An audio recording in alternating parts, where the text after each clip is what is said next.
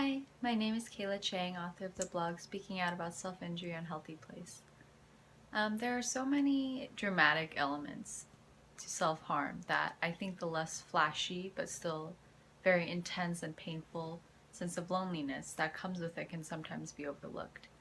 I don't think I realized until long after the worst years, the worst of my self-harm, just how isolated it had made me.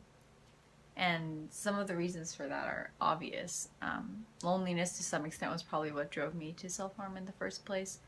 And after it started, I was hyper-focused on keeping it hidden from everyone around me, which meant foregoing certain things like declining invitations to the beach or pool or anything outdoors really, or to go shopping, even spending the night at someone else's house.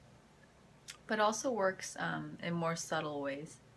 In trying to hide this part of myself, I'd hide the other parts. So I wasn't comfortable with myself, so I would never feel comfortable around other people. I always felt nervous and or guilty.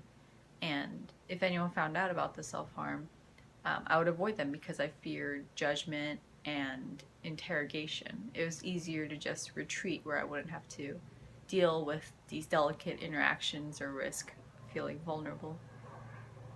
And being alone with nothing and no one to turn to except your self-harm, um, the inherent intimacy of self-harm, uh, like self-harm evolved over time into a stand-in for real human connection for me. Uh, so for me, that's where the real loneliness came in, when self-harm became the only thing that gave my life any meaning. That's one of the reasons self-harm is so hard to let go of. But once you start to recover, I promise you'll start to gain perspective on how self-harm sabotages opportunities for meaningful connection, and it'll become easier and easier to let it go.